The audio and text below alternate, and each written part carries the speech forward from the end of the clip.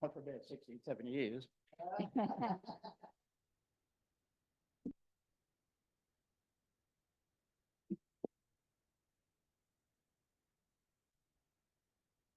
At some point in time, many of us sitting in this room will have experienced a conversion.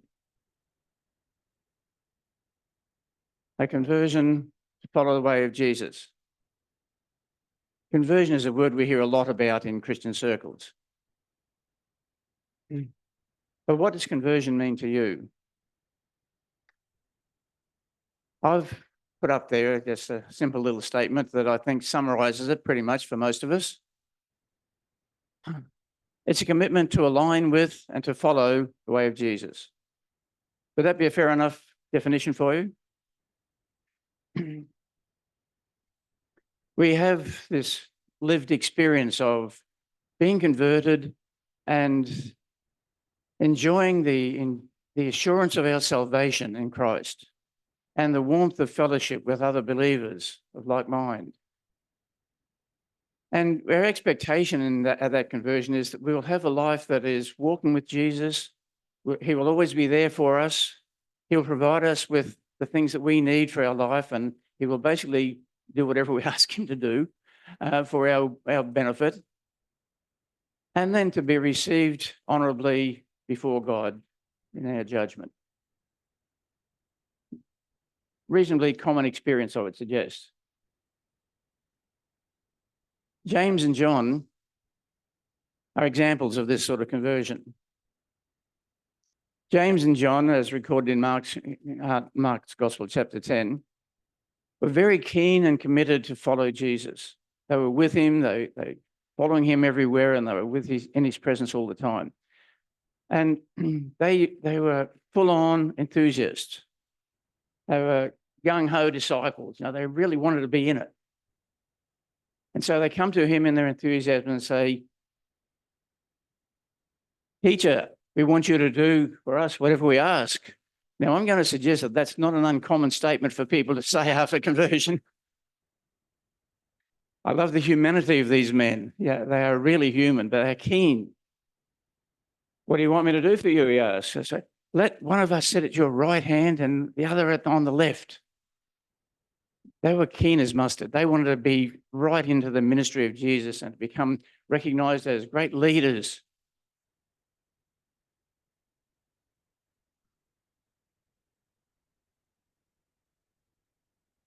"You don't know what you're asking," Jesus said.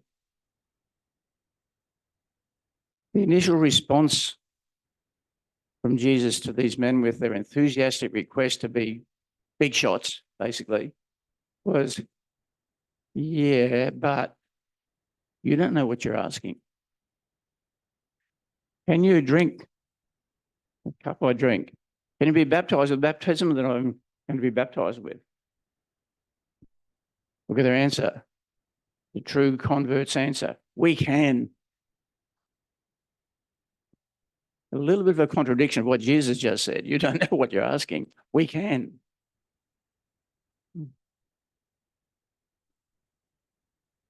These were truly committed converts to Jesus. No question about it. Their ongoing history proves that. Their wisdom is echoing through 2,000 years, and we live by the words of John and James and others.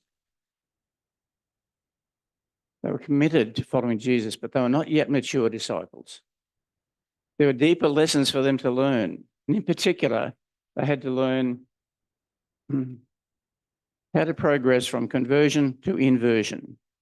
Now, inversion is not a word we use very often in Christian jargon. Conversion, we know. Inversion, what the? But as I was reading Mark's Gospel, I realised that there's a whole inversion involved here. On one level, conversion is enough. But another, there's a difference. Conversion is one thing, inversion is another. I want to focus on that word inversion for a few minutes this morning. Conversion is a decision to follow Christ. Inversion is an action of turning everything upside down. We invert things, we turn them upside down. That's the meaning of the word. At one level, that's Christian's goal. The countercultural ministry of Jesus was to turn the values system of the world upside down, where political leaders would stop bombs rather than drop bombs, where the wealthy would feed the hungry, not starve them into submission, where young adolescent men would aid the elderly, not attack them in their homes because they're easy prey. These are the values of the world. These are the things that people are conditioned to do in the culture of the world and of all the worlds we've ever known. It's no good saying it's just the modern generation. It's been every generation. That's the way of the world. Inversion, but operates more, particularly for us as Christians, as that vital internal element which turns the whole of the world's value systems on its head. And we absorb and take in and fill our lives with the values of Jesus. That's inversion. It's not always the experience of every convert, but it is the road that we need to follow. The lesson of James and John is pointed to those who would be aspiring leaders. And so this message, in a sense, is pointed at leaders. But leaders understood as not just those who have a title, but those who have a responsibility to lead anybody else through life. Yes, it applies to those who would be leaders of a church, like a pastor, an administrator, a deacon, an elder, those who have committee chair responsibilities, those who are members of committee. Yeah, all of those people are involved in this particular context.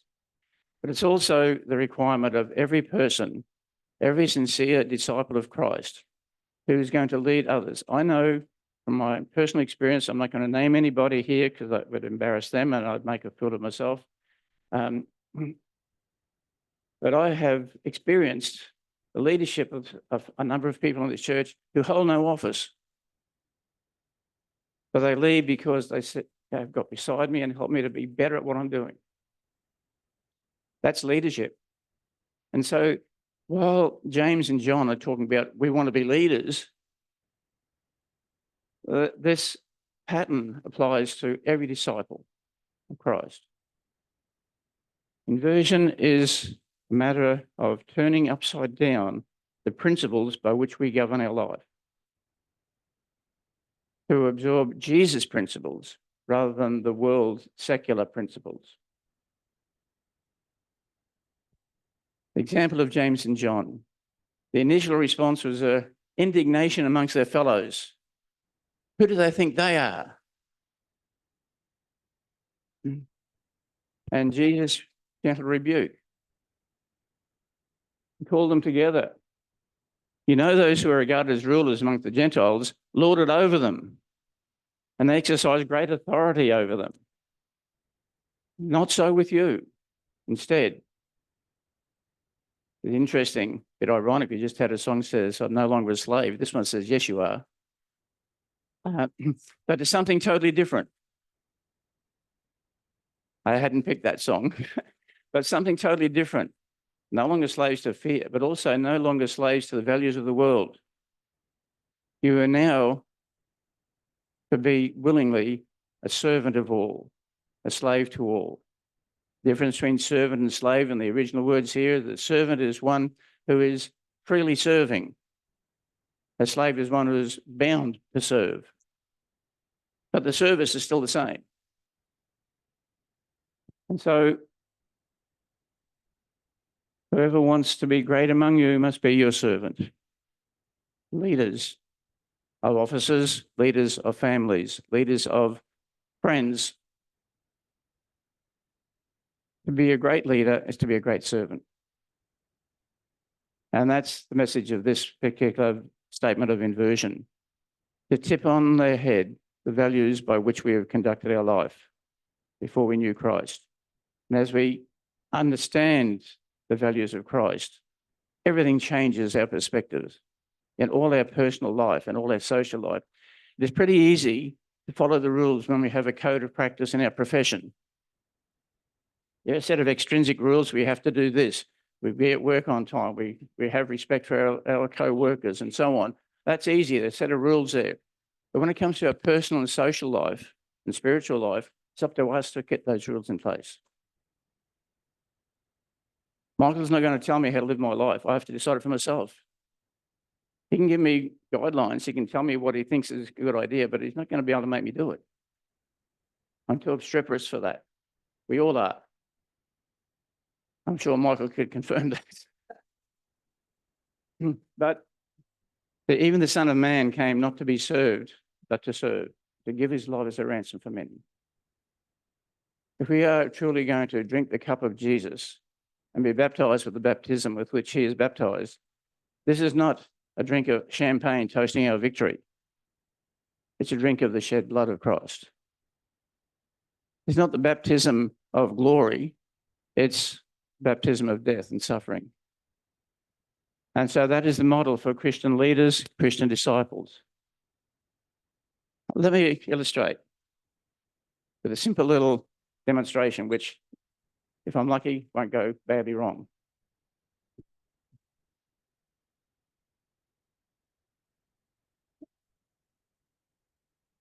Have a glass.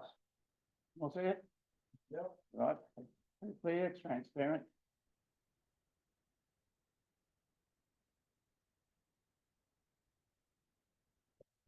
What is the status of this glass? Oh, it's full of water. Very clear to see. I should start the mic, I guess. Now watch carefully. Trick question. I've inverted the glass. What's its status? I said it was a trick question. Not empty. It appears to be. It's emptied of the water. It's now full of air. To get the air in it, you have to pour the water out. Inversion takes it from one function to another. It's filled with some distant substance. The human mind is another metaphor I can use.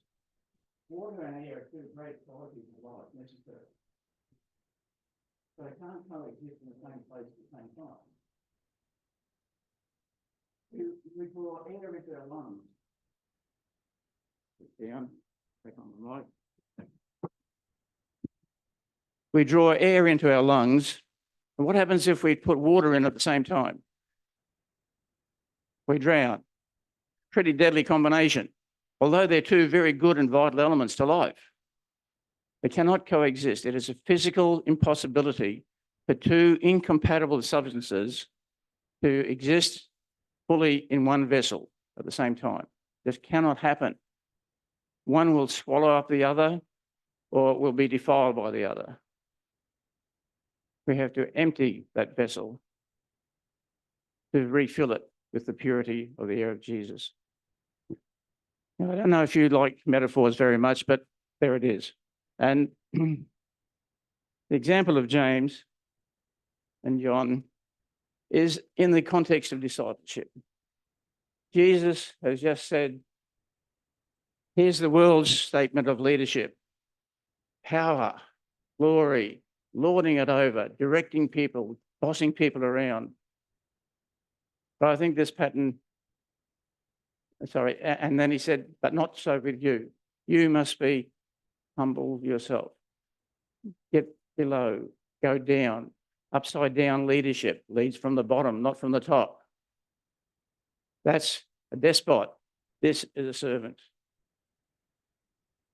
And I want to encourage every person that has any concept of leadership or influence on other people to take this very much to heart. I tell you what, it's hardest for those who are most talented. I've had a career which has been tainted by mistakes.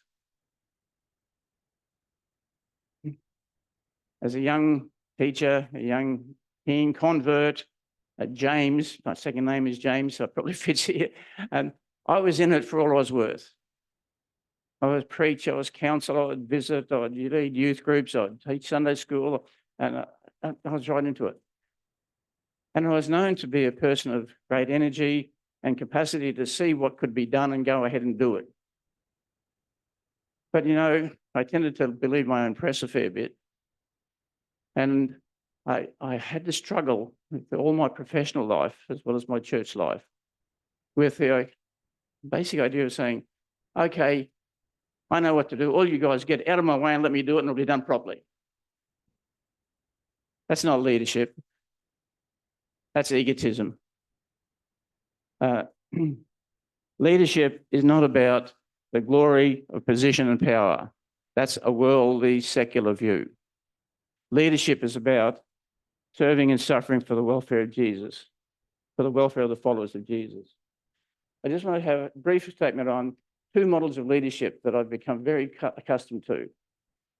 My background is education, particularly higher education, the last 30-odd years. And I'm very familiar with, over the last 30 years, there's been this great splurge of Master of Business Administration courses. The MBA is a course that's designed to make you a successful boss. And it will teach you all the characteristics you need to be a boss. It's the worldly model is very influential, not only in the world of marketing, not just the Woolworths executives, for example, but every field, lawyers, doctors, engineers, teachers, churches. It's come into theological colleges or training for ministry as well, these models of how to do it, how to run a church efficiently, set your goals, get your key performance indicators, measure people by what they've done by the allocated tasks. And so we've tended to produce pastors, not all, but there's a tendency towards the idea of having pastors who are probably more adept at project management than people caring. That's sad, more than sad, it's tragic. But this is the nature of the business model. Administration is seen as the organisation of strategies and people so that we'll achieve the leader's goals. The fundamental goal in these strategies is to get others to do what we want them to do so that we will be successful. We'll make more money, we'll be seen to be famous, we'll whatever. And the ethos is one of self-fulfilling and self-promotion. In my idle time, I dream about an alternative model.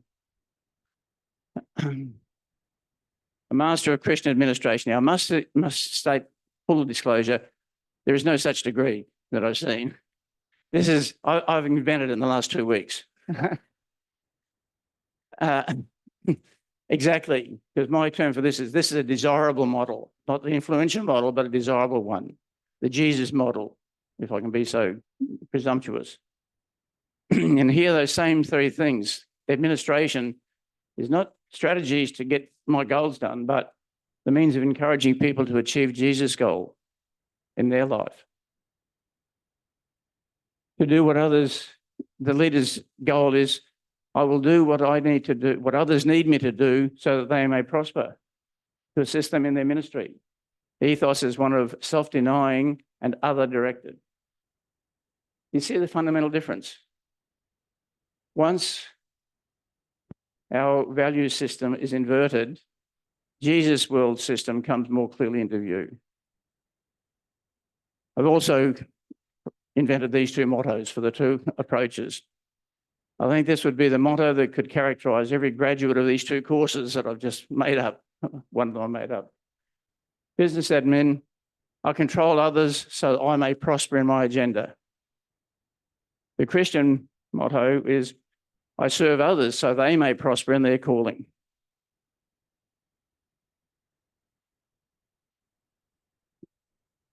If you forget everything I've said so far, please remember this, what I call the inversion rule. The inversion rule. To me, the most important words in this statement are the first four words. I know we concentrate on the rest of it, and that's good, but first four words, not so with you. Jesus is talking to his disciples. Here's what the world says is good. Not so with you. I can see him wagging his finger at them, saying, not so with you. servant, slave. Remember that. This is the inversion rule. And if we want to know how to go about it, check our priorities. Where do we stand here? Check our priorities. And I just want to let people have a bit of homework. You don't have to hand an assignment, won't be marked, no feedback to how to improve or anything, just be your own judge.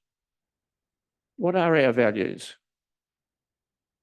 What I listed, there are a few that come to my mind, and maybe there's some Freudian order in that's what I value most, but what do you value most? Priorities are not so much what's good in your life, but what do you put most value on?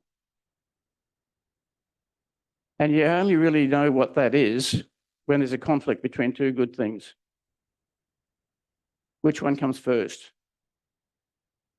Family or career, for example, there's an obvious one. Finance or your child's health. There's nothing wrong with any of these, but your priorities. A good way of looking at assessing our priorities is to check ourselves. What time, money, effort, energy, thinking do we devote to these things? And a time management, a time and motion thing, which is a business model, I know, but still it works here a little bit. It's one indicator of what we value, is what we devote ourselves to doing and achieving. Then I ask that we could think, what might we do? What might we value more? Serving Christ, suffering for others, a lot of dots there before the final question marks. What might we do? And I'm asking here, I'm being presumptuous enough to present this as maybe a challenge, or at the very least, something you might mildly consider. Is it time to replace the murky water of worldly values with the spiritual freshness of Jesus' values? I put that to us as a church and as to individuals, leaders, influencers of all kinds.